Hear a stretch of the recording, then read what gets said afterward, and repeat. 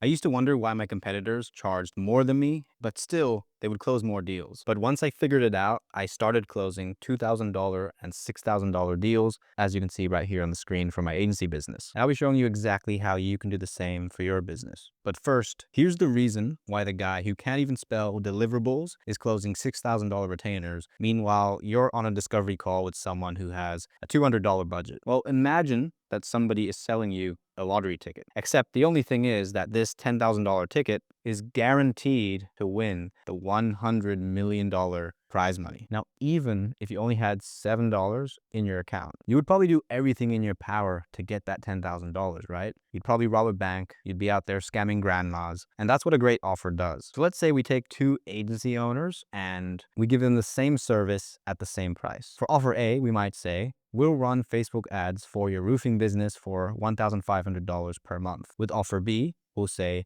we'll get your roofing business 10 book calls in 14 days for $1,500 a month. And if we don't, we work for free until we do. Which one sounds better? Probably offer B, right? And the reason why is because offer A is about what you do, whereas offer B is about what the client gets. And the prospect, they don't care about Facebook ads. What they really care about is their phone ringing and clients coming through the door. And that is what offer B speaks to. And the guarantee on top of that makes this an absolute no-brainer. Now, if this makes sense and you want to go deeper into how to build an amazing offer, I put together a free 7-day email course that breaks down exactly how to scale your agency to $10,000 a month without hiring a team of 20 people and losing your mind. The link is in the description. If you want access to the 7-day roadmap, you can go and check it out right now. But here's how I charge 17 times more for the exact same service and actually close more deals in the process. So in the beginning, I was writing YouTube scripts for $25 each, as you can see right here. But I figured out that my offer was the problem. And so I fixed it. And with the same skill, the same work, just with completely different packaging, I was able to take the same script that I was charging $25 for, and I started charging $425 for the same thing. So here I wrote 2 scripts. It was actually a little bit more than $425. But even with this change, people kept buying. But I did something else which helped me charge even more. And that was I stopped selling individual scripts altogether and I started selling packages. So we would do 4 YouTube scripts and YouTube videos every single month, and the clients would just pay it monthly automatically without me having to resell it to them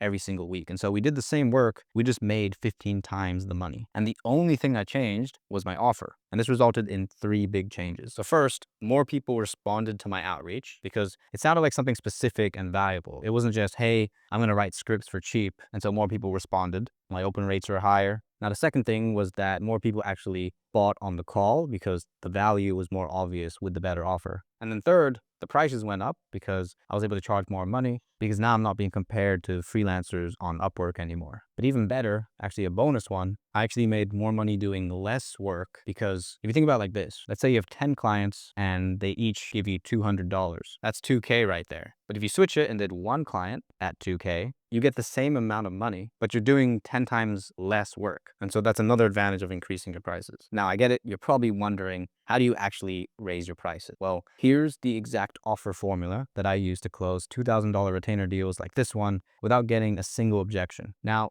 most agency owners think that a good offer is just a service with a price attached. So they might say something like, I do social media management, $1,500 a month. And that's not an offer, okay? That's more like a line item on an invoice. A real offer has 4 things. The result that they actually want. It's not what you do, it's what they actually get. Okay, nobody wants Facebook ads. What they really want are leads and sales. The second thing is a specific time frame. And so we'll grow your business. This means nothing to them, but 10 book calls in 14 days, that's a lot more specific now. So specific time frame is what you want. 3, a guarantee. So adding a guarantee, what you're doing is you're basically transferring the risk from your client over to you. And that makes saying no feel very, very stupid. And then number 4 is a unique vehicle. So you don't just call it social media management. Instead, you want to call it something like 3-step client acquisition framework or something like that. It's the exact same service, but now you make it seem like something that they've never seen before. And that makes the offer look so much better. So putting it all together, instead of Facebook ads, you want to say something like, we get you 10 book calls in 14 days using our 3-step lead system. If we don't, we work for free. And you can sell the same thing at the exact same price. And I guarantee you that the second option right here is going to close way more deals. Now, if you want your clients happily paying you $3,000 with a smile, then this is the only thing that matters. So there was once this marketing professor who asked his class, if you had a hot dog stand, and you could only have one advantage over every competitor, what would it be? And so the students, they started firing out answers. They said things like best location, lowest prices, the tastiest hot dogs, and the professor, he just kept smiling and shaking his head. And then he told them the actual answer, and that was a starving crowd. And if you think about it, you could have soggy buns, you could have a broken grill, and charge double what everyone else is charging. But if there's a packed stadium next door and you're the only food stand in sight, then you will sell out every single time without even trying. It's the same reason that toilet paper was selling for like $100 a roll during the pandemic. Okay, the product didn't get better. It's just that it was in low supply, and so the crowd just got really, really desperate. It's just simple supply and demand. You don't just want clients who want what you offer. You want clients who are already in pain and they're already looking for a solution, and there's not many good options out there. So before you stress about your website or your sales script, just ask yourself one question,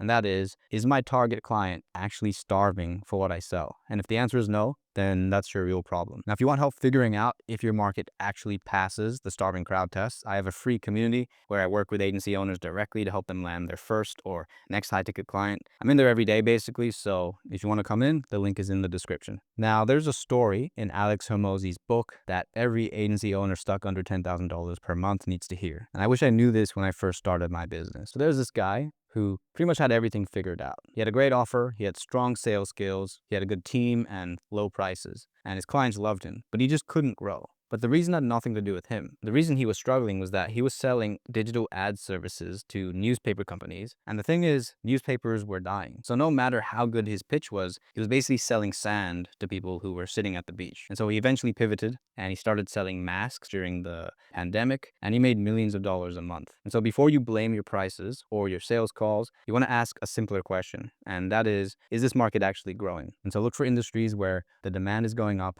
not down. And also make sure that the clients that you're targeting actually have a budget to spend. So stop blaming your prices or your offer. Here are 4 signs that you've picked the wrong niche. And it's the exact checklist I ran before I picked the niche that started closing premium deals like this one. So I call it the MAP framework. And first, it is massive pain. Clients need to be suffering enough that they're actually looking for a fit. If there's a mild inconvenience that's not going to open their wallets, what you need is real pain. The second thing is purchasing power. So they need money. And this one kills a lot of agency owners quietly, because let's say you're selling resume help to unemployed students. It's a very useful service, except they don't have any money. And so you want clients who already make money and will pay you to make more. Now, the third thing is you need access to them, and they need to be easy to target, because you need to actually find these people. If there's no Facebook groups or subreddits, then how are you going to reach them in the first place? And so to put it together, we have the MAP framework: money, access, pain, but you still need one more thing, and that is the growing market, which we talked about earlier. If you try to sell the newspapers, then you're cooked. All right, well, here's how to pick a niche in under 5 minutes that allowed me to sign $6,000 clients like this one right here. Now, nobody tells you that there's only 3 markets worth targeting, and here's how to find your spot inside of each of them. Now, people will always want to lose weight, they will always want to make more money or find love. There could be an economic crash, weird political stuff going on, but none of that will kill the demand for these 3 things right here. These are evergreen because the pain is emotional and it's universal.